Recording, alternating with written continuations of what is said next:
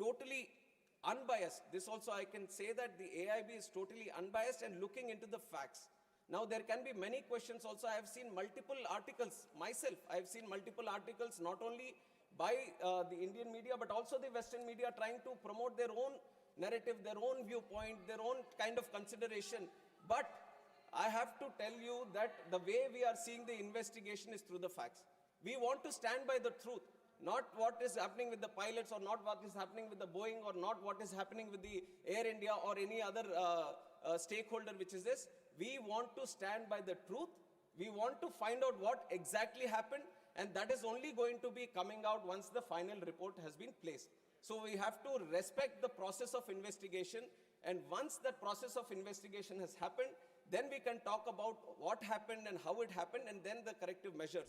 If we talk about the other incidents that would have happened before, let it be the Air Nippon, Japanese Airways or any other airways for that fact, every time any incident happens in any country, then the same process is followed, where the investigation body gets into the process of investigation, and once the thorough investigation is done and the final report is placed, only then the corrective measures to all these countries and all these airline operators and all the regulators is sent so that the corrective action is being done. And this has happened in the previous incidences also. Wherever there was any incident happened, whenever there was a mandatory suggestive correction measures that were supposed to be done through the international protocol, it is mandatory for every state regulator to follow these and every airline operator to follow these. And we have thoroughly, without any negligence, we have thoroughly followed all the corrective and suggestive measures from the ICAO international protocol. Thank you. Second supplementary. Chairman, sir, as we are all aware that the DGCA is the cornerstone of aviation safety in our country. But as we know, that in spite of these serious incidents which have taken place in our country, at this Ahmedabad incidents or the earlier whatever accidents have taken place, the DGCA is functioning at 50% of its sanctioned strength, technical strength. It's a very serious issue. I'd like to know from the Honorable Minister whether the government acknowledges this acute shortage in technical personnel within the DGCA, and what urgent and time-bound steps are being taken to fill these critical vacancies so that the regulator is fully equipped to safeguard the lives of lakhs of passengers who rely on air travel every day. We all know the kind of progress civil aviation took in the last 10 years, and I have also been time and again talking about the tremendous numbers depicting the growth that we have seen in the country, right, in the number of aircrafts or the passengers that travel through who prefer air travel, or the number of airports. Everything has almost doubled in the last 10 years or more than doubled in the last 10 years, sir. Even after we see that the COVID, which was a major road break for civil aviation, we have crossed the pre-COVID numbers and we are seeing a tremendous growth in civil aviation network. And this is why we from the ministry also recommended that we need to create more posts in this DGCA so that the surveillance or the safety or the security of civil aviation is very much intact with the tremendous robust growth that we are seeing. And this posts that we are seeing which are vacant, which has come to discussion, is the posts which have been created in last year and over the period of last 2 to 3 years. And we have to understand that creation of posts and recruitment of posts is a continuous process. And there is UPSC which is also involved. And we from the ministry are in continuous discussion. And last year itself, we have recruited 103 posts, which in the history of DGCA was the highest number of posts which was recruited. And this year we have planned to recruit 190, where UPSC also has come forward, and by October, end of October, we are going to recruit 190 posts for this DGCA. And the other thing, which is more practical that I want to tell the House, is that these are very niche and technical posts. It's not like we have a huge pool. This is a limited pool of subject matter experts, let it be the engineers or the pilots or medical experts, aviation-related experts. This is a very specific pool of people that we are trying to pick up from. And it is a very tough process of picking up the right people, because these are going to be the regulators, these are going to be the inspectors, these are going to take care of the safety. So the recruitment process is also a very rigorous process, and we are doing our, we have taken notice of this thing also, and it has been a continuing process, and we are putting more pressure so that the timelines for the recruitment also come down, And very soon we are in the process of achieving 90% of these vacancies also to be recruited. Thank you. Third supplementary, Manisri R. Girirajan. Thank you, sir. I would like to know from the Honourable Minister whether the government has formed any high-level committee and formulated any new norms and procedures to be adopted and complied during the safety audits and routine inspections of each and every flight before the takeoff, and to provide special refresher training to ensure the physical, mental and emotional stability of the pilots are stable and fit to fly after they complete their 1,000 hours of flight. Thank you, sir. Thank you. Sir, like I said, one after the incident itself, one aircraft investigation bureau, they are running the investigative process into finding out how and why the incident happened. And on the other side, overlooking in a holistic approach on the safety measures and what can be done further. Because not only within the country, we are also trying to study other countries across the world where there might be better safety measures in their own countries. So we have also formed a high-level committee under the chairmanship of Home Secretary, and all important people from the aviation are also participating in it. And they are calling people from multiple sectors who are necessary to give more suggestions regarding this. And it is an ongoing process, sir. It was formed right after the incident, and it has got a timeline of 3 months so that they can have multiple meetings within this. And the question which has been put up by the honorable member is also discussed within that committee, and we are all hoping that they come up with some good measures. We already have very robust safety mechanism in the country. We all have to be aware of this process, that it is not that something extravagant or something outside the box is required for the country. We have a very good safety mechanism. Today, if you look at the numbers, today domestically there are 2,909 departures that are happening in the country. 2,909. And internationally, if you look, 624. So overall, the number of departures that are happening every day from the country, 3,500. And around 5 lakh passengers are traveling every day by air. Even today, these are numbers that I have taken from today. So 5 lakh passengers are traveling safely every day.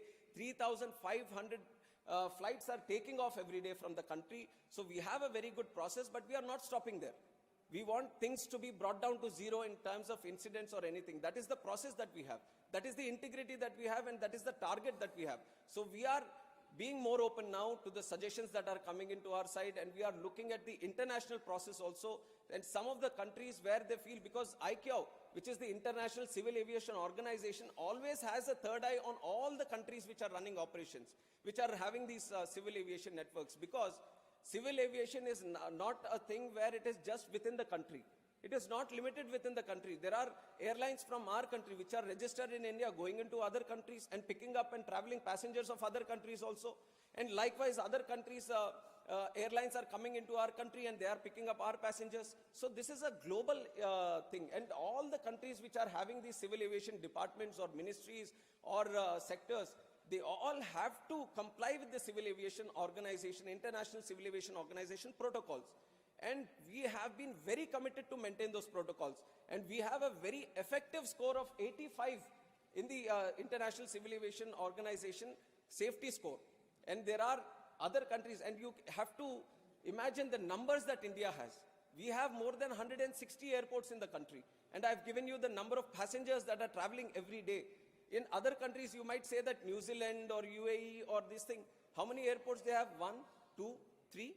And we are operating at such a vast scale. And that is not like an excuse I'm putting, but that is the kind of growth that we have seen in the country, and the kind of growth we are trying to maintain by also having a 100% safe and secure civil aviation network. Dr. Fauzia Khan. Sir, I would like to ask the Honorable Minister that a Boeing B7878 aircraft, VTANW, was involved in an air turnback incident due to in-flight shutdown of engine 1 of flight number AI131 during climb on the 4th of August 23. Sir, from the Chhatrapati Shivaji Maharaj International Airport, Mumbai to Heathrow on the 4th of August, this flight was leaving. As per the incident report of DGCA, An HPC stage 10 blade went missing due to improper installation of locking lugs. That made dust accumulate in the left-hand engine, leading to the engine's surge and subsequent engine shutdown. Sir, an Please, RTI... be brief. That's brief only. Sir, an RTI query to the DGCA has revealed that 65 in-flight engine shutdown incidents occurred between 2020 and 2025. So that's quite a large number. In that regard, what specific measures will the government take, as you spoke about such a large number of operations?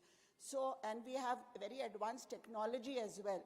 So in order to have a quick before flight inspection Thank of you. engine and exhaust you. systems, Thank what you. measures will the government adopt? Thank you. Sir, in terms of safety, I have to also tell that the DGCA has inspections which are planned surveillance, ramp inspections of both the domestic and the foreign sector, spot checks and night surveillance. And this is done through an annual surveillance and safety plan that the DGCA prepares. And based on the regular checking that happens, they have a overlooking safety audit also that is happening all over the country. And they keep monitoring each and every plane. They keep monitoring each and every airport and all the safety measures that are being listed. And everything is very thoroughly monitored. And whenever these kind of incidents happen, let us say there is an in-flight, some engine malfunction that has happened. And these, you have pointed out to one specific aircraft where there seems to be a one specific issue. But there are multiple kinds of issues that can happen. Some may be due to the weather, or some might be due to bird heads that happen. So there are multiple unpredictable and weather-related issues also that are there. Everything is properly taken into account. But for that, to ensure that the operations are still safe, even if it is mid-flight journey or on the ground, any incident that is happening, there is a thorough protocol. And it is not that we have invented the protocol or we have invented the safety process. There is a process that the original equipment manufacturer, suppose the Boeing is making the plane, Boeing itself has to list out what all safety measures that has to be done.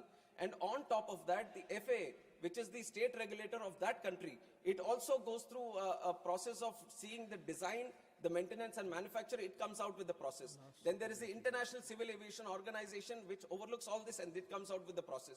And once that plane is coming back to our country, our state regulator, which is the DGCA, it goes through all these processes, and if mandatory, add some more processes from its side, so that every single flight before it takes off goes through a specific maintenance based on the line maintenance, base maintenance, engine maintenance. Everything is properly checked from the pilot also. Before taking off, pilot also on ground, he goes around the aircraft and checks all the things. Aircraft maintenance engineer also does another checking.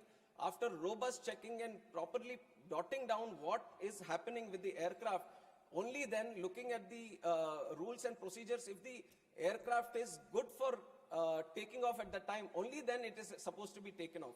So all the processes are thoroughly listed, and we, on behalf of the ministry and from the regulator DGCA, we ensure that there is no negligence and there is no incompetence on any of the processes, and everything is very thoroughly monitored.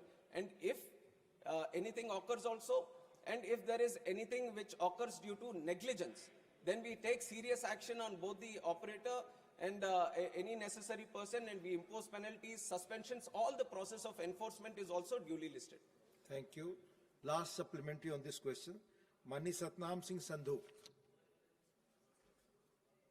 So, मेरा सवाल is So my question is about the people who were unlucky, who were unfortunate and who got killed in the accident.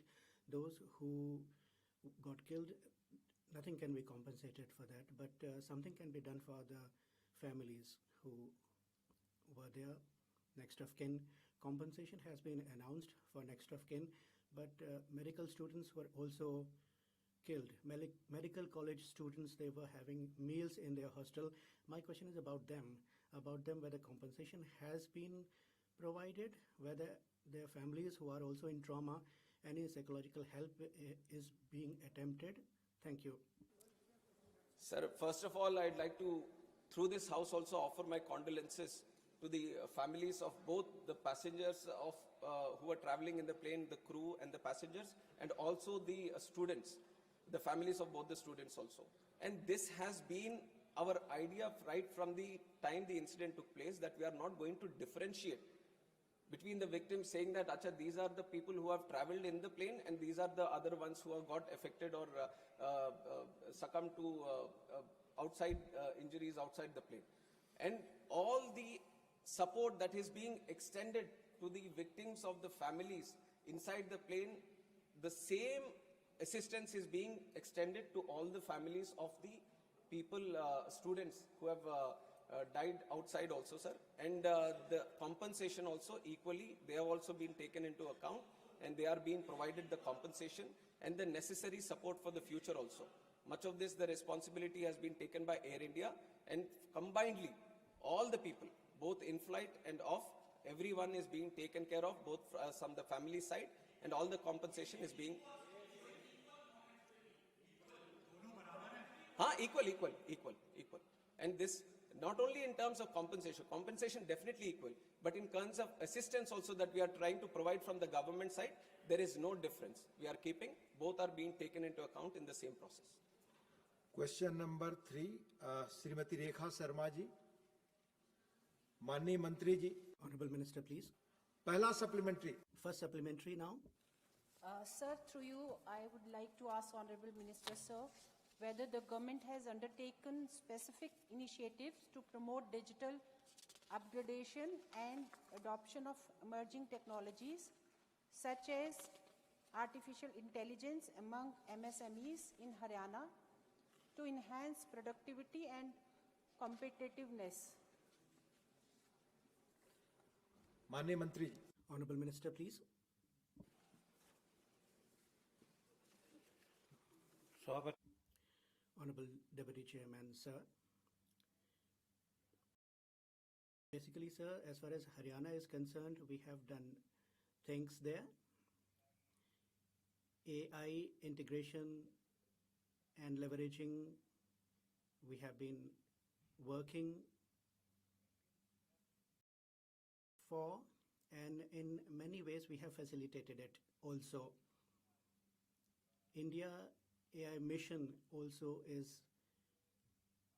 there, under which we do it in 7 parts. We do it, and India AI capacity and details are there. What is to be done, time it will take. India AI foundation models is the second. Under that also we have issues. Then AI pose. Fourth is AI application development work initiatives. And fifth is India IA future skills. And sixth is India IA startup financing. And seventh is safe and trusted IC. So under these programs, we are doing things for development of technology in Haryana. Whatever in this regard needs to be done, we are at it. And not only that, we have gone ahead. So many other things are there. Department of Technology and in communications, we have used things. Telecommunications is a partner there. And there are other agencies also. We have connected agencies so that cyber crime can be prevented. So we have put all this to use in Haryana. Second supplementary, Rekha ji, Honorable Member. Honorable Minister, sir, whether any financial incentives, capacity building programs or support mechanism have been introduced to facilitate this tech transition for MSMEs, and how is Ministry assessing the impact of effectiveness of these initiatives, particularly in terms of digital adoption and improved business outcome? माननीय मंत्री, Honorable Minister, please. Sir, Haryana government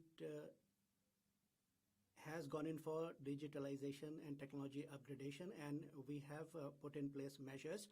And first is Padma, is a program to assist in development of MSME, and holistic support we are providing for MSME in infrastructure and in branding also. And we give financial support also. 1,000 crore rupees we have put in there. And second is assistance on technology acquisition scheme. and we have put in our assistance, new and patented technology enhancement has to be there. It is on demand basis. Whatever demand comes, we go accordingly. And approximately 50 lakh people, 75% of them have got subsidy also, they are covered. And third is Haryana Rural Industry Development Scheme, and there also industrial development in rural areas, in backward areas we are taking up. We are enhancing it now. And third is mini cluster development scheme, under which we have given 2 crore assistance to people, and 69,000 also have got it, and we have enhanced it. And government is taking note of other schemes also. So many schemes are there under which we have done work. I have a very long list with me, and if the honorable member wishes, I can send the same to her. And there are various other initiatives like Uddam Portal, and then we have MSME Samadhan, MSME Sambandh is also there, and MSME ODR is there, and through these schemes we facilitate them, and under these schemes funds have also been earmarked. Honorable Mahua Maji ji. Thank you, Deputy Chairman, sir. Sir, my question relates to Jharkhand. In Jharkhand, human trafficking was at very high some years ago, and the current government is rescuing the women who are the victim of human trafficking, and for them various schemes have also been launched. The World Bank has also appreciated the Johar scheme. Sir, I would like to know from the Honorable Minister that in order to promote Jharkhand, what kind of AI initiatives are being taken by MSME Ministry? So the question especially relates to Haryana. Therefore, I have all the information pertaining to Haryana, and with regard to Haryana, I can give you all the details that in all the technical institutions we have special provision for women, and similarly, if the question relates to Jharkhand, I can give the information to her also. You please inform the honorable member. Question number 3. Question number 3 here, sir. Sir, must be Please. question number. It's 3rd. I can show you. Please. Just if somebody. Please take it. Mania Kiran Chaudhary. I would like to ask the Honorable Minister that has the government collaborated with any institutions or industrial bodies in Haryana such as NIFTM Kundli or MSMED Kandal to facilitate digital skill training for small enterprises, and also if there is any plan to set up a dedicated technology facilitation center or center of excellence for digital MSMEs in Haryana. Thank you.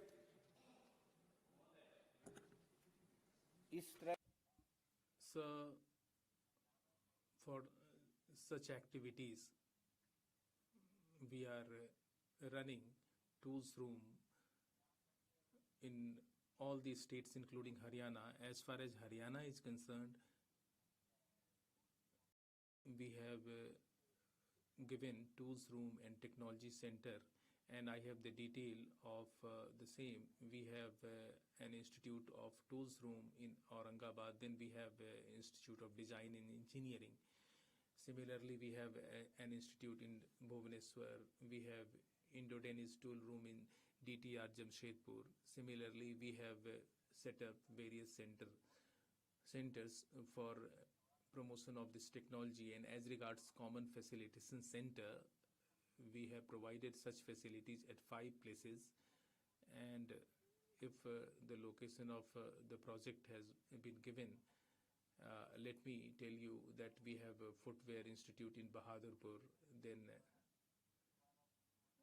on this has been given since 3rd December 2012, and the project cost is about 15,908 crore rupees, and the grant by Government of India is about 916 crore. We have printing cluster in Karnal also, sir. It will take some time to provide the detail, but I have the detail with me, and I can give her all the details. And as I have spoken about clusters, we have one cluster, food cluster in Bahadurgarh, then we have printing cluster, then we have another cluster in Yamuna Nagar, then we have plywood cluster in Yamuna Nagar.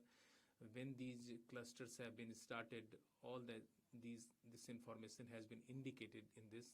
And as far as the State Technology Center of Haryana is concerned, I have already informed the House that we have taken initiatives for setting up a technology cluster in Rohtak, and very soon we would be able to complete that.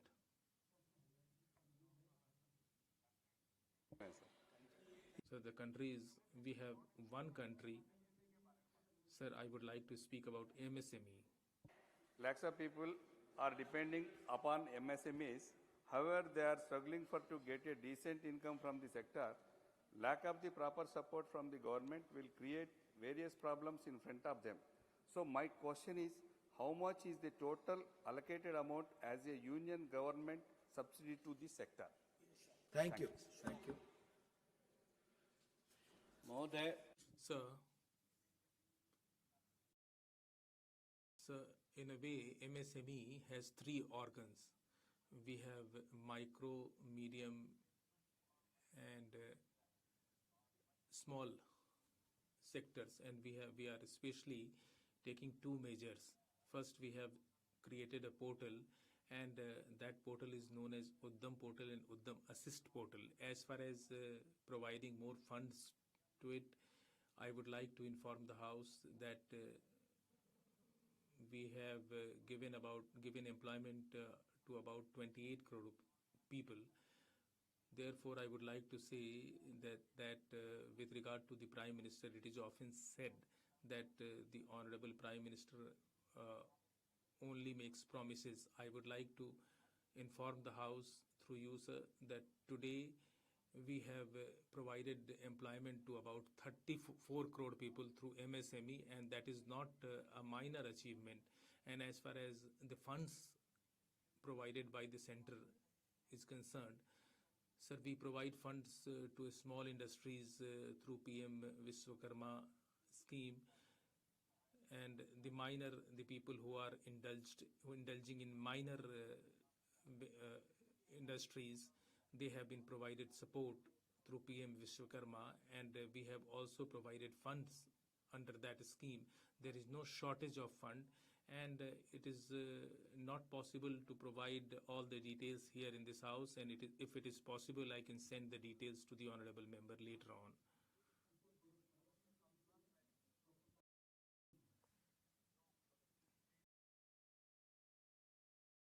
Honorable Chadha ji did not take his supplementary. Now I am coming to question number 4, Manoj Kumar Jha ji.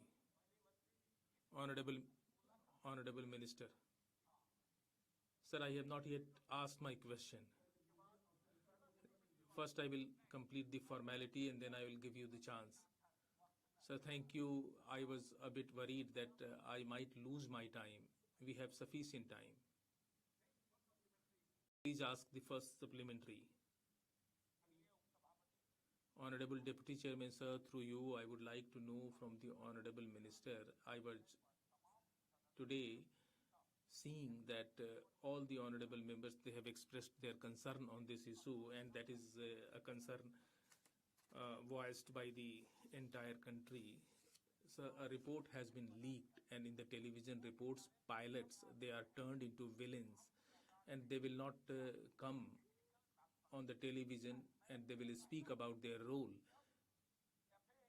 Sir, my first supplementary is about the fact that when the US Federal Administration in 2018 and UK Civil Aviation Authority, they have already issued advisories regarding fuel switch system. And recently, in the Boeing 787 aircraft, you have made it mandatory that the safety security mechanism has to be checked. 2018, since 2018, in 2024, why does it take a crash of this nature to do what should have been done in a routine way? Thank you. Sir, your question also has the answer.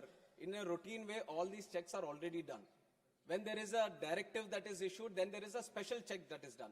But in terms of all the equipment that is there, according to the protocol that is listed, all the checks are thoroughly done. It is not that only when they say that this has to be checked, there is a special check that is done.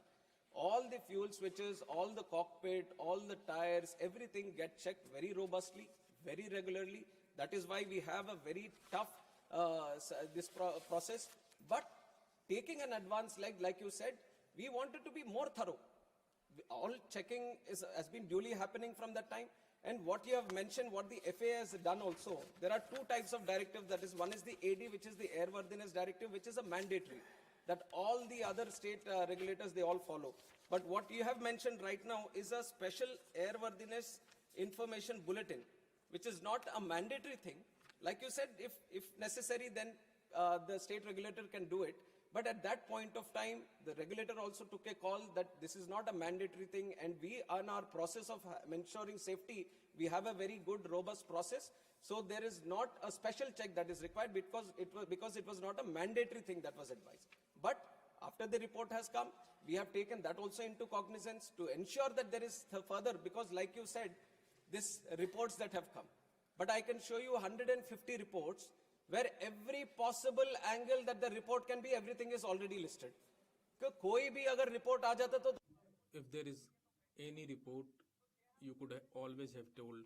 right from the Western media to everyone, so that you can't just point out to one, say that this has been leaked.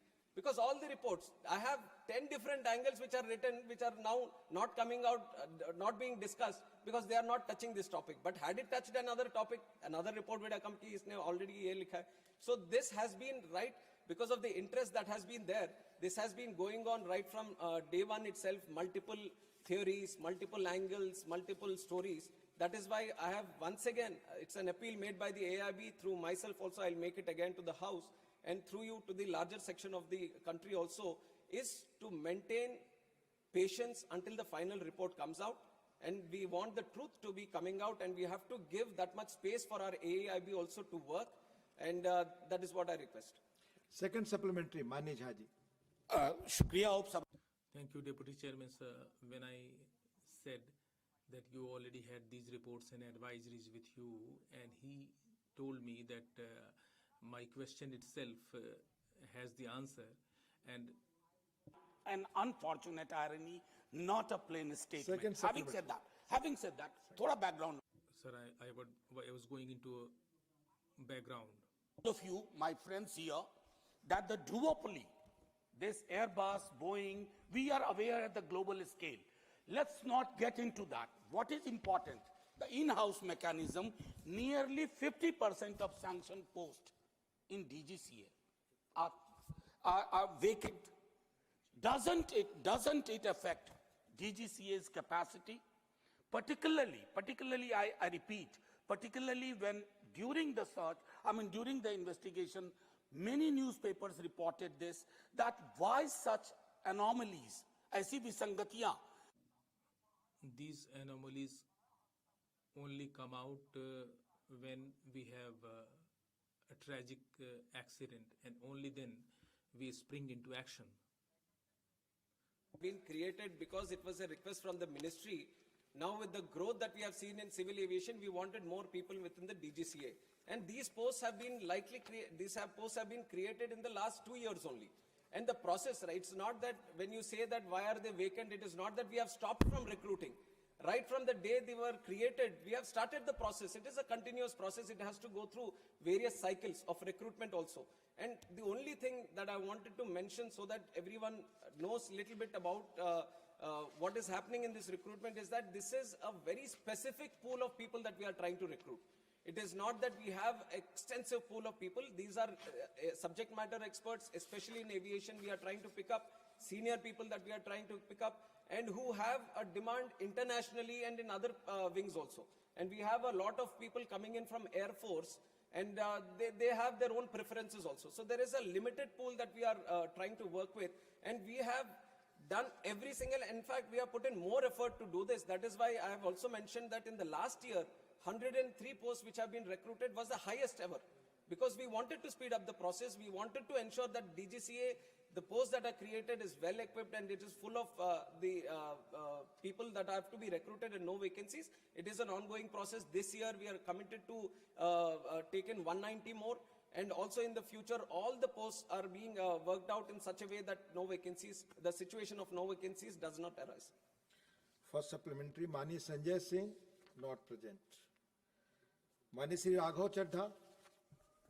Thank you. Thank you so much, sir. Sir, India's civil aviation sector is booming, no doubt.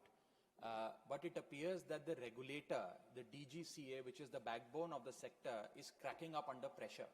I say this because it is understaffed, it is underfunded, and it lacks autonomy. Sir, Parliamentary Standing Committee की report बताती है कि The report of the Parliamentary Standing Committee tells us that in 2024, in technical posts, I am not talking about overall vacancies, there were vacancies of 55% in technical posts. And what is their role? Their role is air safety inspection, pilot licensing, aircraft maintenance, and airworthiness. So this is not shortage, this is really, this is in fact a crisis. Sir, I am coming to the question. skies, तो मेरा माननीय मंत्री Therefore, I would like to know from the Honorable Minister through you, sir, that first, DGCA, then we have SEBI and TRI. On the similar lines, we cannot convert DGCA into a statutory body, and by what time technical vacancies will be filled up? That the DGCA is not under any kind of pressure. It is operating with utmost seriousness, professionalism, and all the requirements that are there that actually strengthens it according to the International Civil Aviation Protocol. At this moment that you're seeing, I've already explained it in a couple of questions also, the situation is that the posts were just recently created. And like you said, when it comes to the technical posts, you need that right technical capabilities people only to be sitting in those posts. And when you look at that kind of experience, that kind of situation, then obviously the pool which is limited makes it much more difficult to engage these people. And these are people who are having to regulate the safety, which is of the prime most importance. The whole fundamental pillar for the growth of our civil aviation sector has been the safety and security of the people and the operations. So keeping that intact, the process itself has so much technical this thing that it gets a little difficult, but we have been trying with the UPSC and other people also to engage the right people so that the timelines which takes for it to engage these people gets reduced. And Honorable Member has also talked about the budget. We have seen in the last 1 year also the 10% increase in the budget is there, and accordingly whenever required, definitely your suggestions have been noted, and whatever best can be done to assist DGCA to be more powerful and more engaging in terms of ensuring the safety, we will be doing it from our side. Mania Priyanka ji. Thank you so much, Honorable Chairman, sir. Sir, there comes a moment in time, when we keep our politics aside, and this particular air crash gave us that moment for even civil aviation to understand the challenges and the loopholes that exist. Sir, my question is very specific, which I've written to the Honorable Minister about, that he told us to be patient with the final report. We were absolutely patient with the interim report too. But why is it that the report was released to the Indian people at 2 a.m. in the morning, and there was no briefing done with regards to the AAIB report? Sir, just one second, a question related to the same thing. Pilots have raised their concern that there is no aviation expert who is sitting on that AAIB panel. Why is that so? If Honorable Minister could address that, I'd be grateful. Thank you. Thank you so much. Sir, I'll address the second part first, where it says that no aviation experts have been there. It is not true. There are two subject matter experts in terms of pilots who have been engaged within the investigation team. And likewise, other engineers and all from the industry also have been engaged. And International Civil Aviation Organization Observer also from the UN, where a lot of articles were there that he was rejected and all. So baseless articles have come up at the time, but everyone who was supposed to be in the investigation team, they have all been there. In fact, pilots have also been there. So that addresses the second part. And also regarding the report releasing, it was entirely up to the AIB. It was up to the AIB to finish the report and to release the report. And it's not that when they finished, then they uploaded it. It is according to their this thing. I don't think there was very specific reason of why it has been released in the night or in the morning. It was the report which was supposed to be released, and it was released at that time. Dr. John Britas. Specific shortage of time. So after the Kozhikode air crash, the Aircraft Accident Investigation Bureau, AIB, has set up a flight data recorder and cockpit voice recorder lab, incurring a cost of 879 lakhs.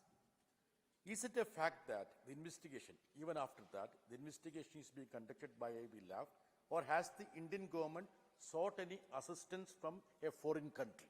Thank you, Manevantri. Sir, I have mentioned in the answer of the first question that this is the first time the FDR, the CVR has been decoded in the country, and how we have done it and why we are saying that we have done it is exactly because we have started the lab which could be able to do it here in India itself. And the money which was there has been put in to establish this lab. It's now, and because of the lab itself, we were able to do it in the country. The House stands in-house, the indigenously. House stands adjourned to meet at 2 p.m. lunch.